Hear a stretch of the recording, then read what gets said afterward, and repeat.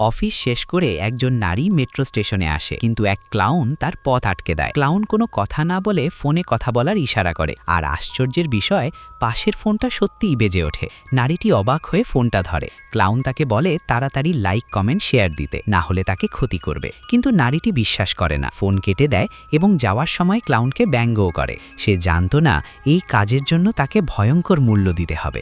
প্ল্যাটফর্মে অপেক্ষা করার সময় সে হঠাৎ খেয়াল করে ক্লাউন তার প্রতিটি কাজ নকল করছে। এতে সে ভয় পেয়ে দ্রুত সেখান থেকে সরে অন্য প্ল্যাটফর্মে চলে যায়। চারপাশ দেখে নিশ্চিত হয় ক্লাউন নেই। তখন একটু স্বস্তি পায়। টেনশন কমাতে ব্যাগ থেকে একটি আপেল বের করে খেতে শুরু করে, কিন্তু হঠাৎই দেখে ক্লাউন তার সামনেই বসে আছে।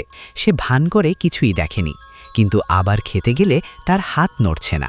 অবাক হয়ে ক্লাউনের দিকে তাকাতেই সে বুঝতে পারে ক্লাউন তার শরীর নিয়ন্ত্রণ করছে। নারীটি ভয়ে কাঁপতে থাকে। ক্ষমা চাইতে চাইলেও ক্লাউন তাকে থামিয়ে দেয়।